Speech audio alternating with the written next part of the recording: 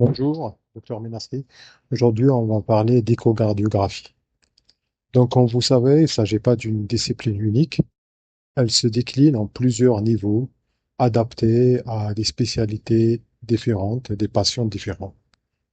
Donc, la plus connue, c'est l'échocardiographie complète du domaine de cardiologie, avec examen de référence et mesures précises. Il y a l'échocardio point of care, outil du réanimateur, de l'anesthésiste, avec un examen ciblé et décision rapide. Et à l'échocardiographie avancée en soins intensifs pour un monitorage hémodynamique plus poussé.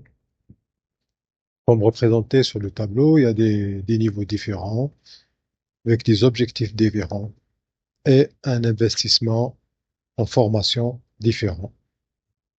Même la durée d'examen, elle varie nettement entre les deux niveaux.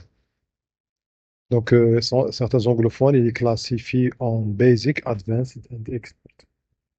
Donc aujourd'hui, on va parler d'échocardiographie Focus Point of Care, qui a transformé notre pratique en réanimation et en anesthésie. Mais, mais quelles compétences viser en priorité? Donc la pyramide, je vais vous introduire la pyramide Point of Care. On va voir les vues standards et les pathologies clés dans les prochaines vidéos. Donc en introduction, l'ICO au chevet du patient. Donc, c'est un examen ciblé réalisé directement au lit du patient par un clinicien qui l'intègre à son raisonnement diagnostique. Donc, c'est essentiel puisque l'examen physique traditionnel présente des limitations et parce que notre pratique en anesthésie, réanimation et même aux urgences implique des évaluations rapides et précises. Donc, passons à notre sujet. Donc, la pyramide POCUS. Ce modèle structuré comporte 4 niveaux de compétences, chacun s'appuyant sur le précédent. Imaginez une pyramide où vous ne pouvez pas construire le niveau supérieur sans avoir solidifié la base. Commençons d'abord par les fondations techniques. Fondations techniques, le principe physique des ultrasons. Donc, les ultrasons cardiaques utilisent des fréquences de 2 à 5 MHz. Ce compromis offre une pénétration suffisante tout en maintenant une résolution acceptable. Les artefacts ne sont pas des erreurs, mais des phénomènes physiques à comprendre. L'os est une ombre acoustique, l'air, par contre, une réflexion totale des ultrasons. C'est pourquoi nous travaillons à travers la fenêtre intercostale cardiaque. Après, on a la nobologie ou les réglages machines. La profondeur se règle pour voir le cœur entier. Donc trop superficiel, vous manquez les structures postérieures.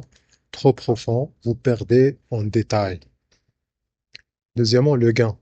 Donc le surgain crie du bruit.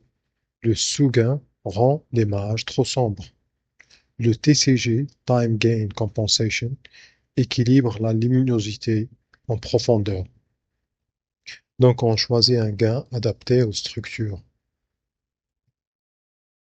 à savoir la paroi cardiaque, le septum interventriculaire. La focale ou bien la focalisation, elle se place au niveau de la structure d'intérêt. Par exemple, on peut placer la focale au niveau de la valve mitrale pour optimiser la résolution.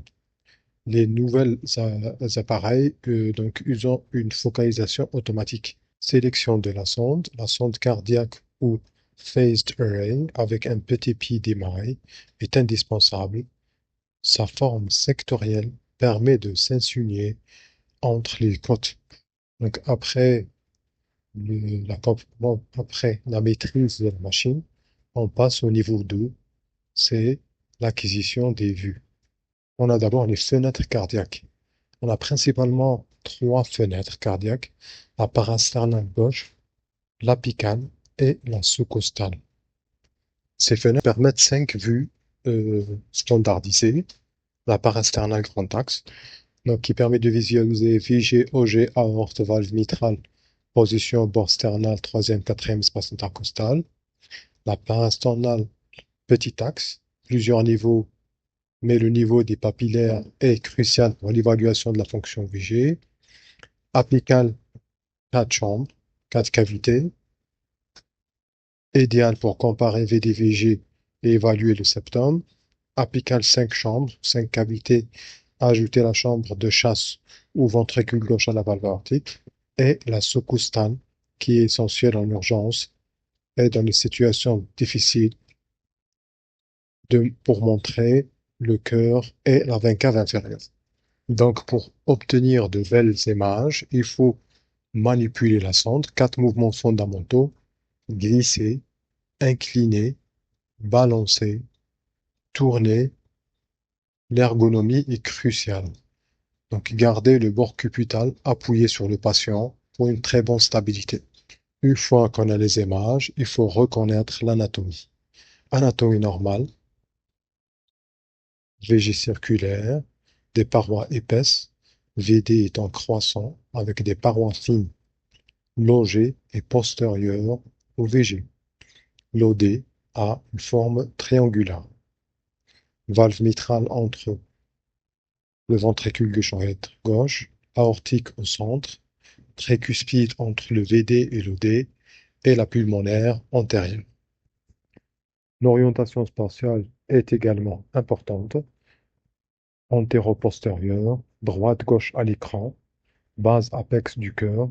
Cette corrélation 2D-3D est fondamentale. Le marqueur ou bien le point sur la sonde correspond à, à la marque sur l'écran et permet de nous guider dans l'orientation de l'image. Après, il convient de connaître une structure cardiaque dans chaque vue. Par exemple, la parasternal long axe, on a le ventricule gauche, l'oreillette gauche en bas, aorte et valve mitrale. Donc, passons à l'application pratique. Donc, il y a des pathologies critiques il faut connaître, telles que la fonction VG par exemple, normaux, hyperhypokinétique, une akinésie segmentaire aussi, des pathologies vidées, dilatées, dysfonctionnelles, un septum, donc des épanchements pleurales, péricardiques, des valvulopathies grossières. Après, il faut rassembler ces éléments pour définir des patterns.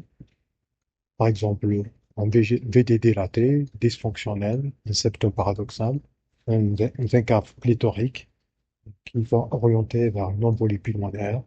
C'est ce qui fait le point puissant de l'échographie ou du POCUS. La clé, c'est de ne pas juste voir des éléments isolés, mais de reconnaître leurs combinaisons significatives. Cette intégration qui fait la valeur diagnostique du POCUS. Enfin, la dernière partie de la pyramide, c'est les piliers essentiels, avec la pratique hands-on, apprentissage progressif, 30 à 50 examens pour le niveau 1, plus de 100 pour le niveau 2, supervision initiale obligatoire. Donc, une bonne méthodologie permet un apprentissage rapide et efficace, avec répétition espacée, pratique délibérée. Enfin, part de la documentation. Donc, différents protocoles sont utilisés. C'est une traçabilité écrite avec interprétation, impact décisionnel. Donc, des images et des vidéos courtes et, et bien sûr, importantes pour l'aspect médico-légal et la communication dans l'équipe. Donc, à la fin, il faut dire que notre modèle pyramidal s'inspire des recommandations internationales, tout en offrant une structure pédagogique claire. Bien que le terme pyramide soit une construction didactique, chaque niveau correspond à des compétences validées par la SFAR, la CEP, l'American College et les guidelines de formation en échographie. Je vous remercie.